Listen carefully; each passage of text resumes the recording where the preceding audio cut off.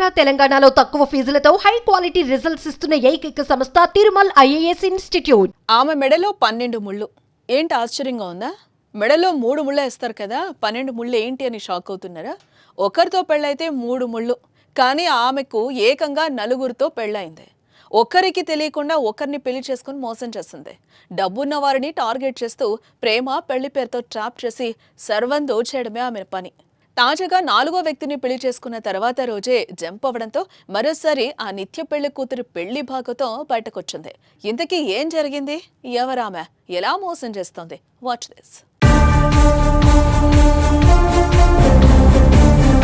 ఆమె వలపు వల విసిరితే ఎవరైనా మటాష్.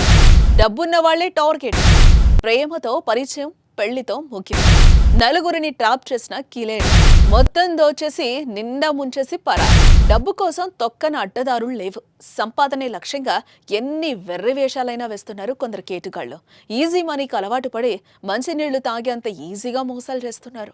డబ్బు కోసం పవిత్రమైన పెళ్లిని వాడుకుంటున్నారు. వివాహ బంధం విలువను తీసేస్తున్నారు.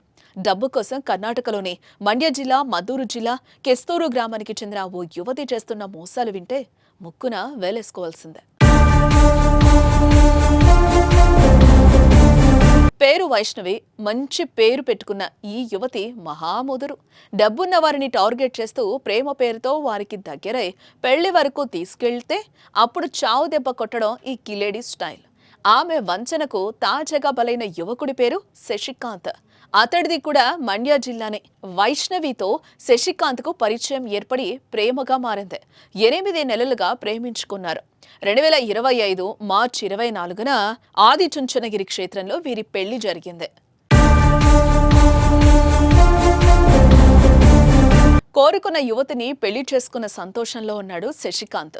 పెళ్లి తర్వాత రోజు కొత్త దంపతులు గౌడగిరి చాముండేశ్వరి ఆలయానికి కారులో బయలుదేరారు. అయితే ఉమ్మడిహళ్లి గేట్ వద్ద వాటర్ బాటిల్ కోసం శశికాంత్ కారు దిగగా అప్పటికే వేసుకున్న ప్లాన్ ప్రకారం వెనకాల వచ్చిన కారులో వైష్ణవి ఎక్కి జంప్ అయింది. అతడొచ్చి చూసేసరికి వైష్ణవి కనిపించకుండా పోవడంతో పోలీసులకు ఫిర్యాదు చేయగా అసలు విషయం వెలుగులోకి వచ్చింది.